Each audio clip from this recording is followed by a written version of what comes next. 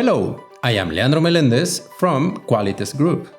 Today, we will open topic with a question. Have you ever had problems when trying to get an environment?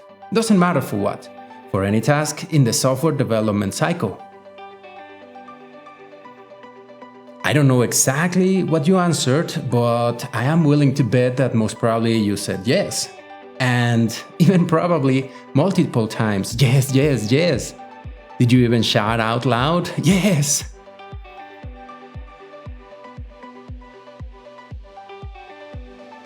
Well, environments tend to be a pointy topic for most organizations, because it is a fact that we need many of them. Who would risk having only the production environment to develop and test new code on it? No one, right?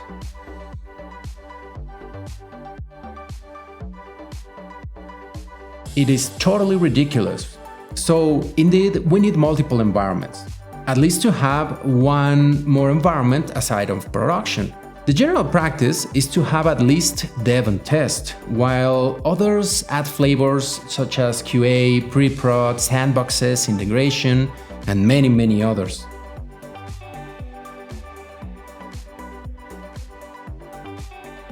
As you may have noticed, QA is also an important practice that requires environments where everything can be tested and fixed.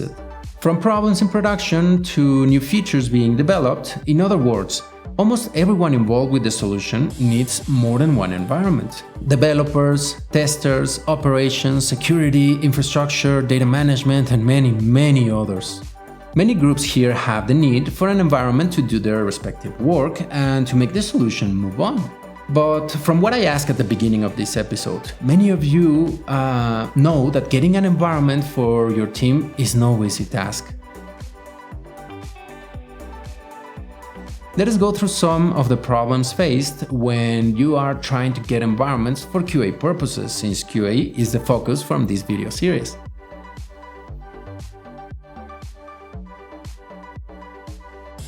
The first problem is that to start, many organizations might take days and even months to be able to get an environment, being it a new one or a replication from some other environments, as this usually requires multiple steps. The impact here is that getting the environment takes so long that your QA processes may be due by the moment the environment is ready. Another problem that happens is that when you finally get the requested environment, it is often misconfigured. It is different from the original environment that it was copied from. This is in terms of size, code, settings, data, and pretty much anything else.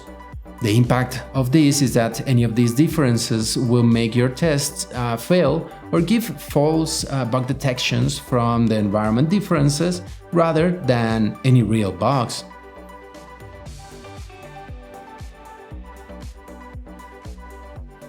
Another problem, generally, is that only one QA process or task can be done at a time, as they have dependencies that generally conflict with each other. This generates an impact that you cannot test multiple things at the same time, and the whole testing process takes longer and requires restarting the steps right before the next one can start.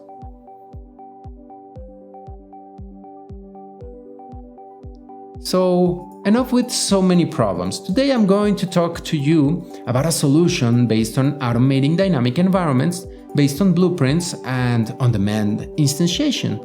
With this, you will be able to replicate an environment quickly and on demand, to do the needed QA processes and integrated QA release practices. Accurately, repeatably, reliably, and what is best, you will be able to completely turn them off completely after you are done, avoiding any waste of resources while you are not using it. And on top of that, you can even instantiate multiple times the same environment, allowing you to conduct multiple QA processes at the same time, such as functional testing, SIT, UAT, load testing, and many more. Even production testing and release practices such as blue-green releases, Canary, and many others.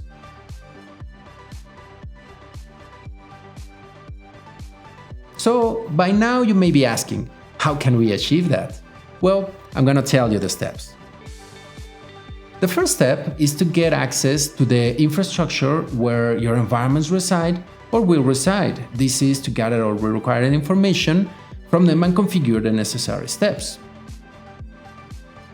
Second, you will need to create blueprints from those environments, which consist of the set of repeatable instructions you will need to bring up instances of that blueprinted environment.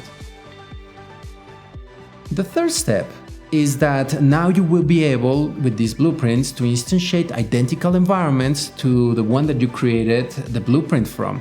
You will be able to do this as many times needed and in parallel. The fourth step is that now you will be able to execute any type of test and trigger automated tests right away, even bringing those that are integrated with QA validations as part of the instantiation process. And as I mentioned, you will be able to conduct different QA processes in parallel at the same time, each one on their own environment. The fifth step is that each QA process will have its own validation and pass-fail criteria that will automatically indicate that the environment changes can move on to production or be sent back to development. After that, the sixth step is that with those pass-fail criteria and the fixes, you will be able to update the blueprint containing any pertaining fixes from the QA processes, ready to be instantiated as needed again. On the seventh step, after you're done with the environment, you can completely decommission it or turn it off completely. Poof! Nothing is there anymore consuming processing time, electricity, or cloud resources. Isn't that awesome? I do think that it is indeed really awesome. But well, by now it's that time again. If you would like us to go deeper and provide more details about what I just mentioned, please let us know your questions, suggestions, and comments so that we can know what topics would you like to see described here on this video series. And again, goodbye for now, and thank you very much for your attention.